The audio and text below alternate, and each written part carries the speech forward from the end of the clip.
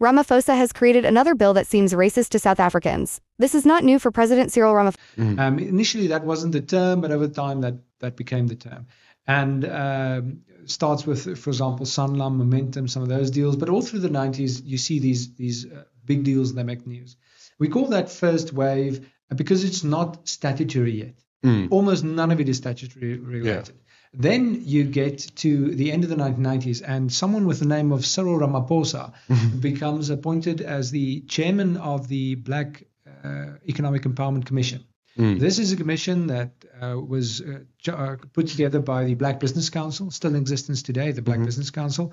And then it gets the recognition that commission chaired by Mr. Ramaphosa gets the recognition of Mr. Mbeki, and the report produced under Mr. Ramaphosa's chairmanship in the early 2000s then lead to the Black Economic Empowerment Act, or the broad-based Black Economic Empowerment Act of the early 2000s. Yeah, BBBEE. Yes, BBBEE. It gets combined with the Procurement Act, and you enter the statutory phase. We call this the second wave of BEE.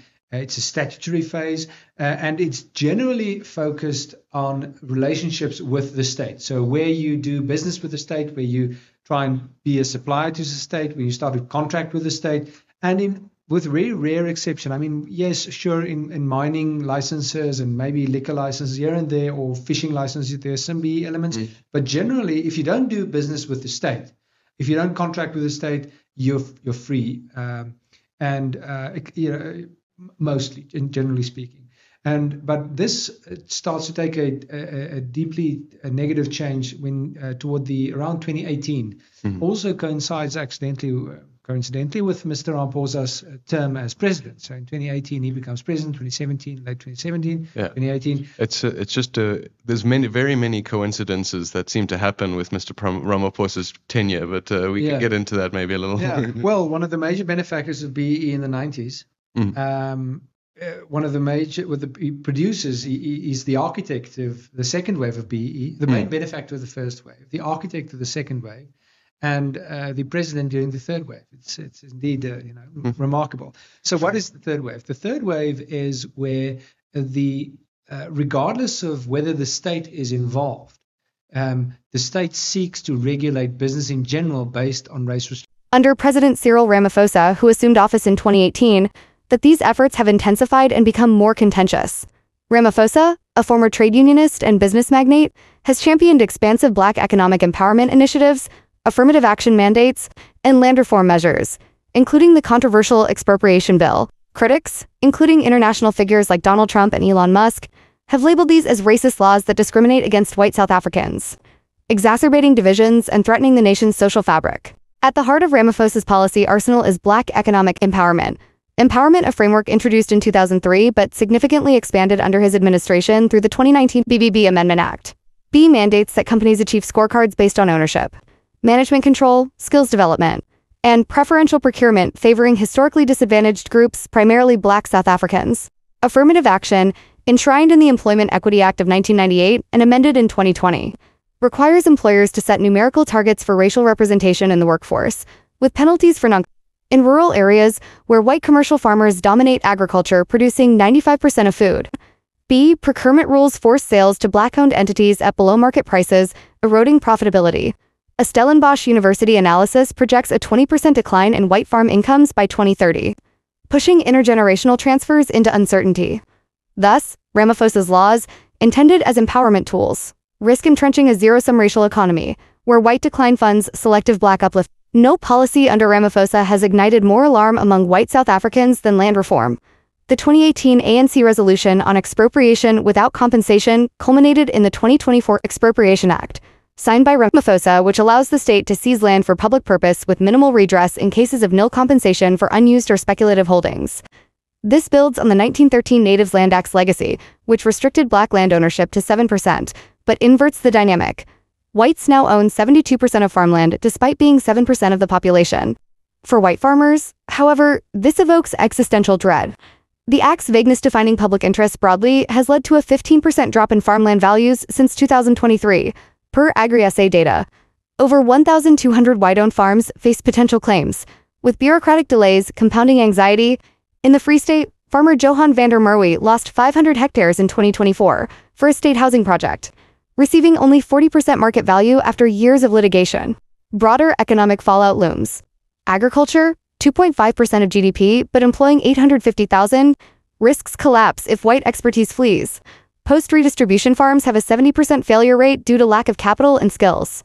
Per World Bank studies, potentially spiking food prices by 25% by 2030. Around 2018. Also coincides coincidentally with Mr. Ramaphosa's term as president. So in 2018 he becomes president, 2017, late 2017, 2018. It's just there's very many coincidences that seem to happen with Mr. Ramaphosa's tenure, but we can get into that maybe a little.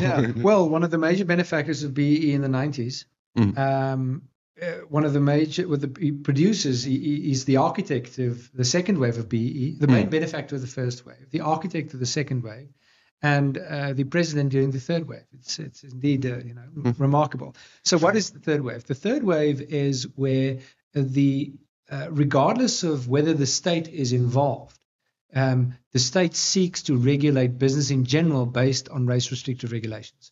And so the third wave, a good example is in 2018, the Competition Act gets changed and it gets a public interest clause, very much like the Expropriation Act actually recently got the public interest clause. In 2018, the Competition Act gets the public interest clause, and it says that now it's maybe in the public interest to deconcentrate the economy.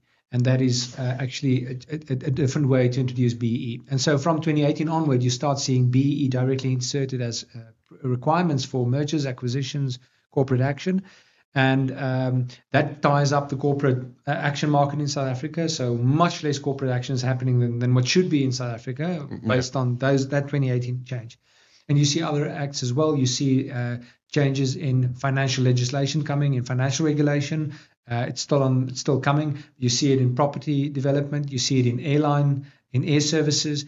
You see it across the board where regulators, out of their own or without legislative support, or the legislation gets redesigned, amended, and then regulators start saying, well, if you want to do, first, you're going to need a license from now on to do business here in the sector, whether you want to be a lawyer or a pilot or an air ambulance or a property or real estate, you're going to need a license, and then we're going to tie that to BEE. And that is third wave BEE. It is where it's not about doing business with the state or contracting with the state. It's about doing business at all. It's about contracting between you and me, Gabriel. It's about doing business with your neighbor, regardless of race. Everywhere, even if the state is involved, BEE becomes a prerequisite. That has to be fought.